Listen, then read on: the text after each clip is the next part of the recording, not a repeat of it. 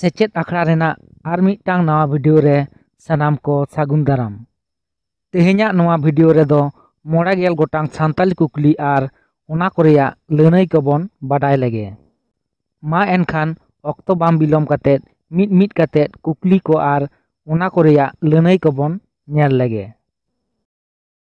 तेहेन्याग पोइलो कुकली, आले दोले हेंदे गिया, धरती हो हेंदे गिया। धरती दो आलेरेन गोगो कानाय। नोआ कथा दो भारत दिसोम फुरगल मांग रे अकय बीरे मेन लेदा। नोआ कुकली ना तेला दो हुआ तिलका माझी मेन लेदा। नोआ तायम ना कुकली, साहित्य सिद्धांत लेकाते रस दो तीना लेकाना। साहित्य सिद्धांत लेकाते रस दो 101 गोटांगा। कोचे काड़बा दो चेत पुथी कना। कोचे काड़बा दो गायन पुथी कना। नोआ तायम ना कुकली, ठेंटा दोंग दो 3 ऑक्टो रेको रुया। ठेंटा दोंग दो बरियत को दाराम ऑक्टो रेको रुया। जनक मुटरे झुनका। गायन पुथी दो अकोये गाबान आकादा। जनक मुटरे झुनका गायन पुथी दो ज्ञानचाँद टुडुई गाबान आकादा।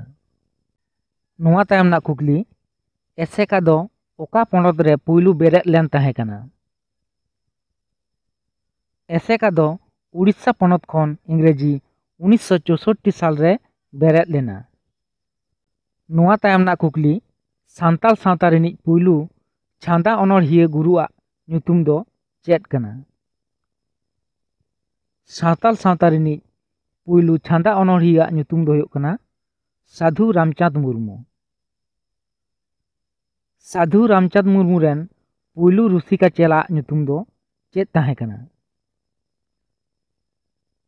कान्हू हाड़ाम।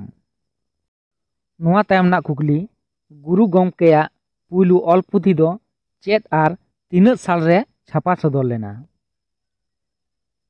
नोआ कुकली ना तेला दो हुयुआ, गुरु गोमकेया पुइलू पुथी दो हर सेरेñ इंग्रेजी 1936 साल रे बांग्ला चिकीते छापा सदर लेना। नोआ तायम ना कुकली, एमए पास सांताली पार्सी ते दो चेद को मेताग कना। एमए पास दो सांताली ते दो अकिल मन को मेताग कना। नोआ तायम ना कुकली, आईए पास दो सांताली पार्सी ते चेद को मेताग कना। आईए पास दो सांताली पार्सी ते अकिल सेचेद को मेताग कना। बीए पास सांताली पार्सी ते दो चेद को मेताग कना। बीए पास दो सांताली ते अकिल आभरण को मेताग कना। नोआ तायम ना कुकली, बीए ऑनर्स पास सांताली पार्सी ते दो चेद को मेताग कना। बीए ऑनर्स पास सांताली पार्सी ते दो अकिल मानत को मेताग कना। नोआ तायम ना कुकली, ऑल खन दो थुती गे सोरेसा। नोआ दो चेद कथा कना। ऑल खन दो थुती गे सोरेसा। नोआ दो मिटटांग मेन कथा कना। नोआ तायम ना कुकली, जमसिम बिनती ऑल रिया जस दो चेद ताहे कना। जमसिम बिनती ऑल रिया जस दो ताहे कना धर्म जागाव रुवाड़। नोआ तायम रेना कुकली, दिशा पुतिका रेना नाहा ᱧᱩᱛᱩᱢ दो चेद कना। नोआ कुकली ना तेला दो हुयुआ सार सगुन। नोआ तायम ना कुकली, बीर बांटा दो अकोया मान ᱧᱩᱛᱩᱢ कना। बीर बांटा दो बाबा तिलका माझिया मान ᱧᱩᱛᱩᱢ कना। नोआ तायम ना कुकली, चासा दो अकोया मान ᱧᱩᱛᱩᱢ कना। चासा दो मान भैया हांसदा मान ᱧᱩᱛᱩᱢ कना। नोआ तायम ना कुकली, पंडित रघुनाथ मुर्मू पिया काटुक उदुग आकाद मेनते दो चेद बुझाग कना। पिया काटुक उदुग मेनते दो बुझाग कना सावता सेचेद आर लाकचार। नोआ तायम ना कुकली, 2 अक्टोबर 1854 साल दो ओकोयाग जानाम माहित कना? नोआ दो माझी रामदास टुडुआग जानाम माहित कना। नोआ तायम ना कुकली हर हपन को सांताल ᱧᱩᱛᱩᱢ दो ओकार को नाम लेदा? नोआ कुकली ना तेला दो हुआ हर हपन को दो सांताल ᱧᱩᱛᱩᱢ दो मन दिसुम से सद भूज रे को नाम लेदा। नोआ तायम ना कुकली भारत जाकात माझी माडवारेन सिरे गमके से पार्षद दो अकॉय कनाय? नोआ कुकली ना तेला दो हुआ मन नित्यानंद हेम्ब्रम। नोआ तायम ना कुकली कोलकाता खेरवाल माग मोड़े दो तीन साल रे बेरेद आकाना?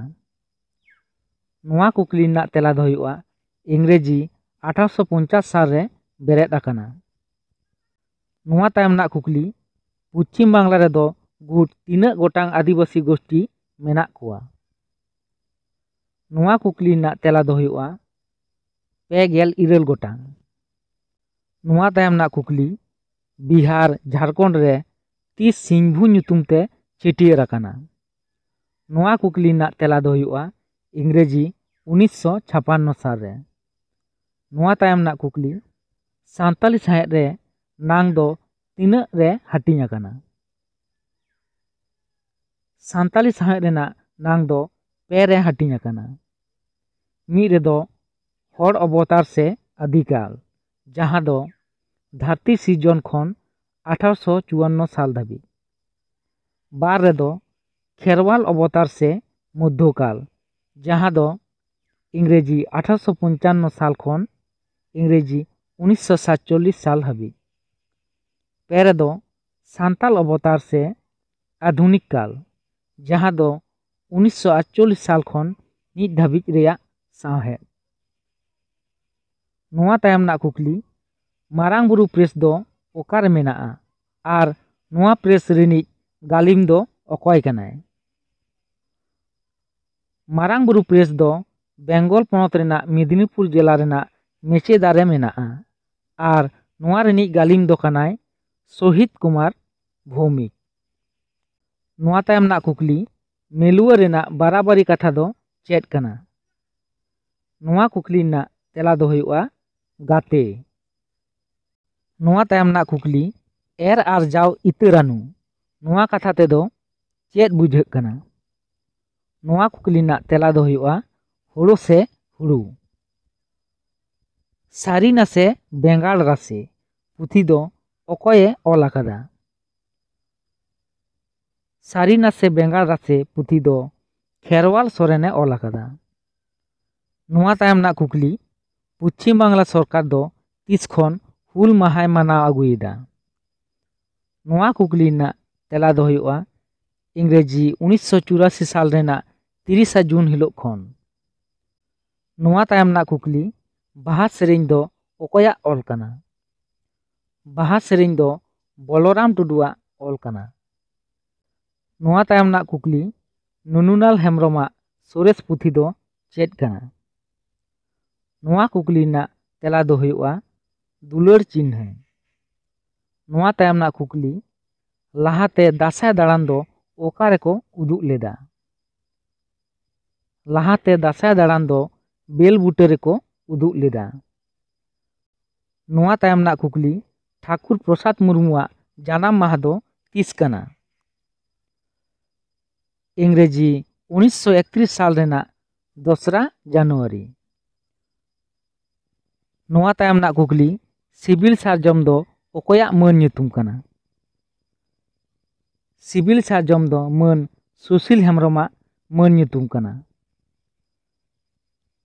खेरवाल सावता रे चौडल दो तीना लेकाना? खेरवाल सावता रे चौडल दो 2 लेकाना।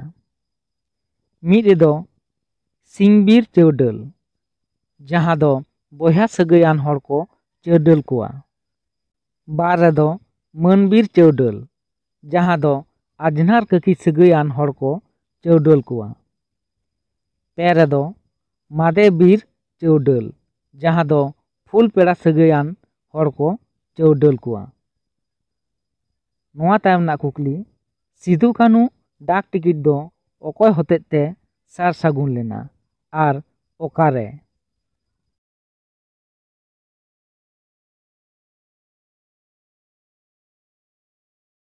ᱱᱚᱣᱟ ᱛᱟᱭᱚᱢ ᱨᱮᱱᱟᱜ ᱠᱩᱠᱞᱤ, ᱯᱚᱱᱰᱤᱛ ᱨᱚᱜᱷᱩᱱᱟᱛᱷ ᱢᱩᱨᱢᱩ ᱫᱚ ᱯᱷᱟᱫᱟᱨ ᱚᱯᱷ ᱚᱞᱪᱤᱠᱤ ᱧᱩᱛᱩᱢ ᱛᱮ ᱚᱠᱚᱭ ᱟᱨ ᱛᱤᱱᱟᱹᱜ ᱥᱟᱞ ᱨᱮ ᱪᱷᱟᱹᱴᱭᱟᱹᱨ ᱟᱠᱟᱫᱮᱭᱟ? ᱱᱚᱣᱟ ᱠᱩᱠᱞᱤ ᱨᱮᱱᱟᱜ ᱛᱮᱞᱟ ᱫᱚ ᱦᱩᱭᱩᱜᱼᱟ ᱤᱝᱨᱮᱡᱤ 1979 ᱥᱟᱞ ᱨᱮᱱᱟᱜ 17 ᱱᱚᱵᱷᱮᱢᱵᱚᱨ ᱦᱤᱞᱳᱜ ᱢᱟᱱᱚᱛᱟᱱ ᱡᱳᱛᱤ ᱵᱚᱥᱩᱭ ᱪᱷᱟᱹᱴᱭᱟᱹᱨ ᱞᱮᱫᱮᱭᱟ। ᱱᱚᱣᱟ ᱛᱟᱭᱚᱢ ᱨᱮᱱᱟᱜ ᱠᱩᱠᱞᱤ, ᱥᱤᱫᱩ ᱠᱟᱹᱱᱩ ᱡᱮᱜᱮᱫ ᱵᱤᱨᱫᱟᱹᱜᱟᱲ ᱫᱚ ᱚᱠᱟ ᱯᱚᱱᱚᱛ ᱨᱮ ᱢᱮᱱᱟᱜᱼᱟ? ᱱᱚᱣᱟ ᱠᱩᱠᱞᱤ ᱨᱮᱱᱟᱜ ᱛᱮᱞᱟ ᱫᱚ ᱦᱩᱭᱩᱜᱼᱟ ᱥᱤᱫᱩ ᱠᱟᱹᱱᱩ ᱡᱮᱜᱮᱫ ᱵᱤᱨᱫᱟᱹᱜᱟᱲ ᱫᱚ ᱡᱷᱟᱲᱠᱷᱚᱸᱰ ᱯᱚᱱᱚᱛ ᱨᱮᱱᱟᱜ ᱫᱩᱢᱠᱟᱹ ᱡᱮᱞᱟ ᱨᱮ ᱢᱮᱱᱟᱜᱼᱟ। आदिवासी से सांताल कोरेन झोतो खन मारांग नेता दो ओकोए ताहे कना? आदिवासी से सांताल कोरेन झोतो खन मारांग नेता दो जयपाल सिंह ताहे कना। तिलका माझी दो चेत चिकी बेनाव लेदा?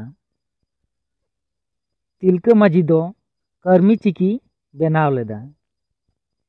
नोआ तायम ना कुकली, ओका गायन रे पाहिलते तिल्ला हपन को सेलेद लेना? इंग्रेजी 1975 साल रे उदुग लेन जुदुना टुडुआ लबीर गायन रे तिल्ला हपन को सेलेद लेना? नोआ तायम ना कुकली, सांताली नागाम लेकाते सेंगेल सार मेंते दो ओकोय किन बुझेगा? सेंगेल सार मेंते दो दिबा किसुन किन बुझेगा? नोआ तायम ना कुकली, सांताली रोड साहेब दो तीनक रे हाटिंग गानोआ? सांताली रोड साहेब दो 9 गोटांग रे हाटिंग गानोआ आर उना कोदो हुयुग कना कुदुम, कहनी, बिनती, बाखेड़, मेन कथा, भेंता कथा, सेरेन आर गिदरो बाली। नोआ तायम ना कुकली, डमन हांसदा दो तीसे गज गुर आकाना? डमन हांसदा दो इंग्रेजी 1992 साल रेना 22 अगस्त हिलोग ए गज गुर आकाना। नोआ तायम ना कुकली, sequel to a Santali primer पुथी दो ओकोए ऑल आकादा? नोआ पुथी दो रेबायरन जे फिलिप्स 1850 साल रे ऑल आकादा। नोआ तायम ना कुकली, मानवा हो मानवा अनहड़े पुथी दो ओकोए ऑल आकादा? मानवा हो मानवा अनहड़े पुथी दो मार्शल हेम्ब्रमे ऑल आकादा इंग्रेजी 1996 साल रे। नोआ तायम ना कुकली, ऑस्ट्रिक सिविलाइजेशन ऑफ इंडिया पुथी दो ओकोए ऑल आकादा? नोआ पुथी दो नित्यानंद हेम्ब्रमे ऑल आकादा। खेरवाल वंश धर्म पुथी दो चेद लेकान पुथी कना? नोआ दो मिद महाकाव्य कना।